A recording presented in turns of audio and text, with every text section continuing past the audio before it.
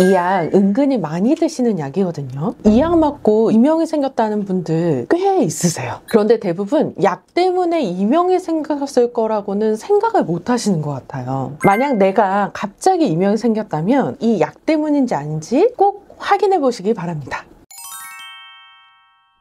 안녕하세요. 이명난청 완치학교의 민예은 원장입니다. 제가 한 5만 건의 이명난청 환자분들을 봐오면서 그 중에서 거의 한 절반 정도 50%는 신경정신과 약을 복용하고 계시고요. 그 중에 8%는요 이 신경정신과 약 때문에 이명이 생긴 경우가 있었습니다. 그래서 오늘은 이명과 정신과 약의 관계 그리고 그 해결 방법까지 알아보도록 하겠습니다. 정신과 약물로 인한 이명은 생각보다 많아요. 환자분들이 이명 난청하면 나이가 많은 사람들만 걸리는 거 아니야? 라고 생각하는데 내가 10대인데 아니 공부를 하는데 이명 때문에 힘들거나 아니면 나 20대여서 지금 한창 에너지 많고 활발할 때 이명이 생긴 경우에 신경정신과 약 때문에 이명이 생긴 케이스가 정말 많더라고요. 정신과 약물 중에 일부는요 이명을 유발할 수 있고 또 그 정신과 약물을 갑자기 끊게 되거나 조절하는 과정에서 또 이명이 증폭될 수가 있거든요. 예를 들어 벤조디아제핀 항불안제 같은 거 드세요. 좀 이렇게 불안하거나 나 시험 때문에 너무 불안해 해가지고 학업 중에 이렇게 먹는 경우가 있게 되는데 중추신경계 억제성 신경 전달 물질인 가바의 작용을 증강시켜서 진정시키고 항불안 효과를 가져가려고 하는 거거든요. 근데 이거를 잠깐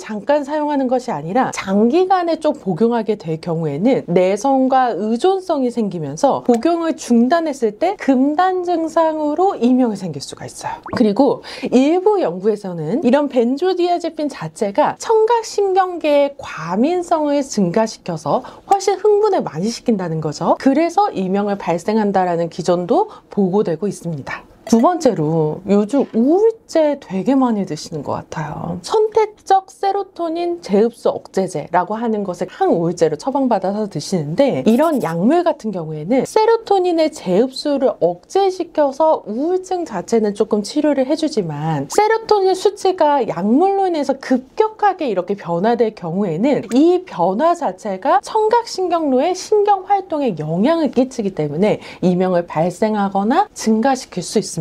특히 약물 복용 초기에 이런 증상들이 나타나게 되는데 이를 무시하고 계속 약물을 복용하는 경우에는 급성적 이명이 아니라 만성 이명까지 진행될 수가 있는 거죠. 그러면 이 정신과 약으로 인해서 이명이 생긴 경우에는 어떻게 해야 될까요? 정신과 약으로 인해서 이명이 생기거나 혹은 악화된 경우에는 다음 5가지 단계를 따라야 합니다. 첫 번째로 이명이 들리는 즉시 담당 의사와 가장 먼저 상의하세요. 사실 약물로 인한 이명은요 환자 스스로 조치해서는 안 됩니다. 반드시 의사의 조치가 필요한데요. 이명이 정신과 약물로 인해서 발생했거나 악화되었다고 의심되면요 그 약을 처방해 주신 주치의분께 가서 이명이 생겼다라는 것을 알리셔야 돼요. 여기서 의사는 환자의 병력도 살피고 현재 복용 중인 약물도 살피고 지금 그 정신과 약뿐만 아니라 다른 약과의 문제가 있는지도 살피게 되고 그 환자의 이명의 특성을 자세히 종합적으로 판단해서 적절한 조치를 취할 수가 있는 거거든요. 환자 스스로 이거 먹으니까 이명이 생겼네 하고 바로 단약을 해버리거나 줄이면 그거 자체가 또 신경 흥분을 일으킬 수가 있어서 꼭 상의가 첫 번째입니다. 두 번째는요 6개월에서 1년 시간에 약간의 장기간의 시간을 가지고 약을 천천히 조정해야 됩니다. 약물 용량을 조정하거나 아니면 조금 더 이독성이 덜한 그러니까 영향이 좀 덜한 약으로 바꿔서 대체해서 약물을 쓴다고 하더라도 얘는 시간이 조금 필요한 문제예요. 갑자기 정신과 약을 중단하게 되면 신경 전달 물질이 조절이 이상이 되게 되니까 세로토닌이 급격하게 올라간다거나 아니면 도파민이 급격하게 올라서 뇌를 흥분시킨다거나 이런 것들이 생기게 되면 청각신경 자체에 직접적 영향을 끼쳐서 뇌이나 청각신경의 기능에 영향을 줄 수가 있어요. 그리고 중추신경계가 과활성화되다 보니까 신경망이 과흥분되고 이것이 또 다시 한번 신호전달 이상을 만들기도 하고요. 혈액 혈액순환이나 혈류순환에 문제가 생겨서 귀 자체의 환경을 떨어뜨리게 할 수도 있기 때문에 약물용 용량을 조절하는 것과 다른 약물로 조절한다고 하더라도 이 모든 변수를 고려할 수 있는 주치의의 장기적인 관찰 가운데 조금씩의 변화가 필요합니다. 세 번째, 이명의 원인을 정확하게 파악해야 됩니다. 모든 약물이 이명을 조장하는 건 아니죠. 이명의 원인을 파악하기 위해서는 귀뿐만 아니라 몸 전체를 파악하는 검사가 병행되는 것이 중요합니다. 귀 청력 자체를 확인하기 위해서는 일반적인 수능 검사보다 조금 더 미세하게 알려줄 수 있는 미세 청력 검사를 시행하는 것이 좋으시고요. 그리고 내 몸의 전체 활성도를 알 수 있는 맥진 검사라든지 신체 활성도 검사라든지 또 혈액 상태를 알 수 있는 혈액 검사라든지 동맥 경화도 검사라든지 체열 진단 검사라든지 이런 검사들을 통해서 내 몸에 있는 진짜 원인을 찾아서 치료하는 것이 중요합니다. 네 번째, 정신과 약물 복용 대신에 다른 치료 방법을 찾아보세요.